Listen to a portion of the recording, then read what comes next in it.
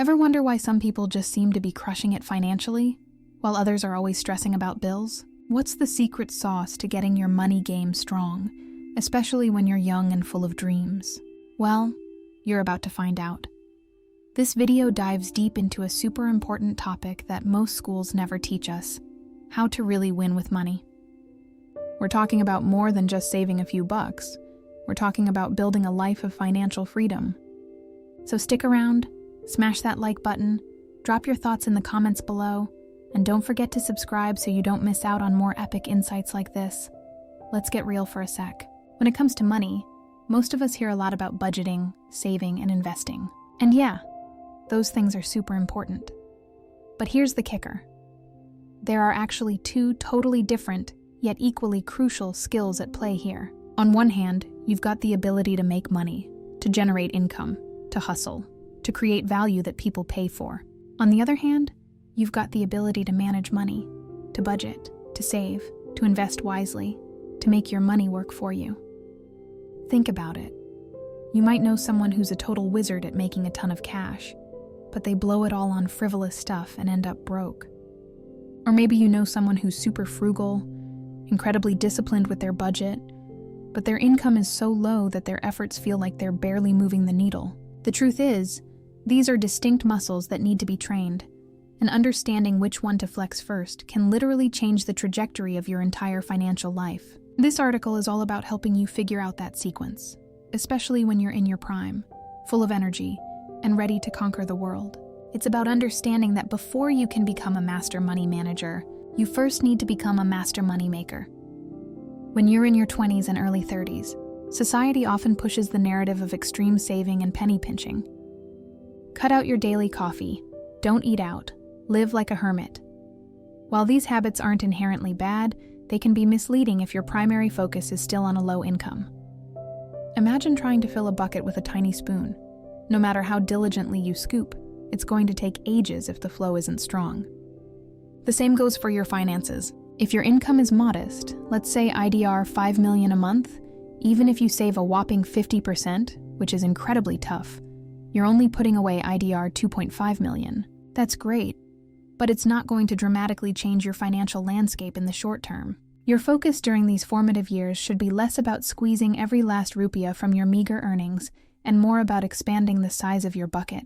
This means channeling your energy, time, and even a bit of your limited funds into activities that directly boost your earning potential. Think about it as laying the groundwork for future financial abundance. The power of compounding works best when there's a substantial principal to compound, and that principal comes from a higher income. So, instead of obsessing over saving IDR 10,000 here and there, start thinking about how you can add an extra IDR 1 million, 5 million, or even 10 million to your monthly income. That's where the real magic happens. So how do you actually expand that income bucket? This brings us to what many wise folks call investing in your neck up. This isn't about buying stocks or real estate, though those are great later. This is about pouring resources, your time, your energy, and a little bit of your money into yourself. It's about acquiring and honing skills that are highly valued in the marketplace. We're talking about things like mastering digital marketing, diving deep into coding, becoming a charismatic public speaker, learning how to negotiate effectively, or even becoming a whiz at video editing. These aren't just hobbies. They are high-income skills that directly increase your value proposition to employers, clients, or even your own business ventures. When you upgrade your skills, you automatically upgrade your earning potential. Think of it as leveling up your personal character in a game. Each new skill unlocks more powerful abilities and opens doors to new quests and bigger rewards.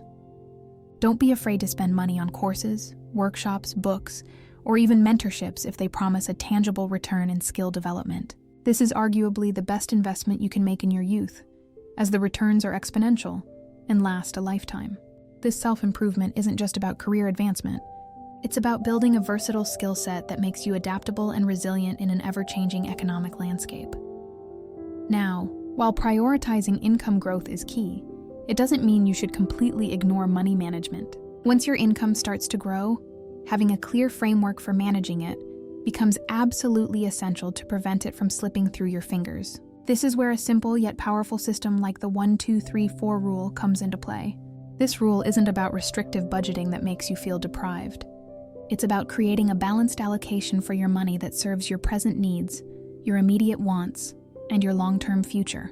It helps you categorize your spending and saving in a way that's easy to understand and implement, without needing complex spreadsheets or financial jargon.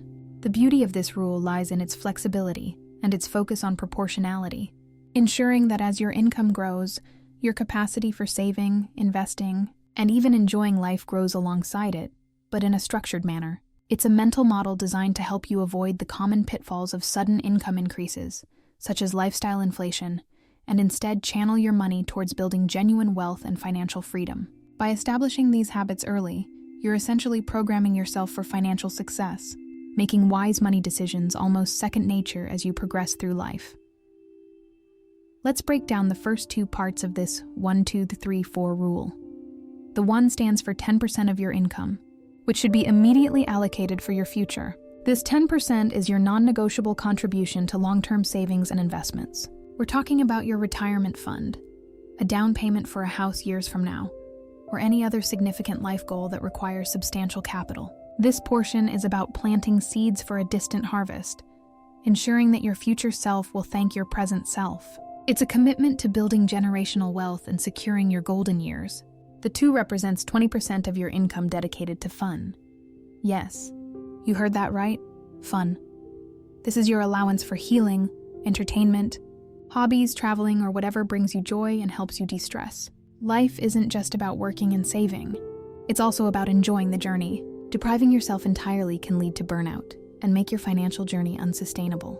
This 20% ensures you have a healthy balance, allowing you to enjoy the fruits of your labor while still building for the future. It acknowledges that well-being isn't just financial, but also mental and emotional. So go ahead, treat yourself to that concert, that weekend getaway, or that gadget you've been eyeing.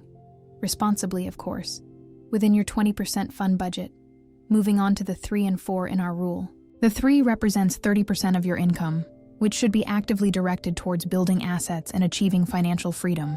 This is where the real wealth building happens. This chunk of money goes into more aggressive investments like stocks, mutual funds, or even contributing to a side hustle that could eventually become a primary income stream. It also covers your emergency fund, a crucial safety net that protects you from unexpected expenses and prevents you from falling into debt when life throws a curveball.